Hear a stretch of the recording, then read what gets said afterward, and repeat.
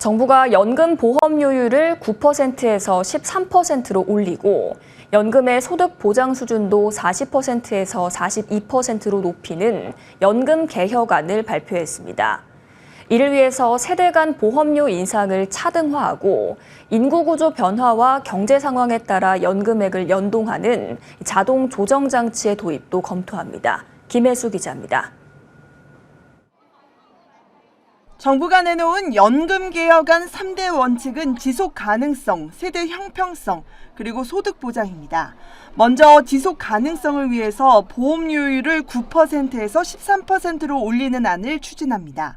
보험료율은 1998년 9%로 인상된 후 26년간 유지됐는데 정부안이 통과돼 내년부터 시행되면 27년 만에 상향되는 겁니다. 연금의 소득 보장 수준인 명목 소득 대체율도 당초 2028년까지 40%로 조정할 예정이었지만 노후 소득도 중요하다는 의견에 현행대로 42% 수준을 유지하기로 했습니다. 정부는 보험료율을 13%로 높이면서 세대 간 차등을 두기로 했습니다. 젊은 층일수록 납입 기간은 길고 보험료 부담은 높다는 상황을 반영한 겁니다. 연령에 따라 50대의 경우 매해 1%포인트씩 4년에 걸쳐, 20대는 16년간 매년 0.25%포인트씩 올려 13%가 되는데 16년이 걸립니다. 인상 속도 차등으로 과거 저부담 고급여 체계에 따른 세대 간 차이가 완전히 해소되는 것은 아니지만 세대 간 형평성을 높이고 청년들의 부담을 완화하기 위해 충분히 고려할 수 있는 개편안이라고 생각합니다. 세대 간 보험료율 차등은 다른 나라에선 찾아볼 수 없지만 우리나라가 유례없는 고령화를 겪고 있는 만큼 세대 간 이를 공정하게 분담할 필요가 있다는 게 정부의 설명입니다. 자동 조정 장치도 도입됩니다.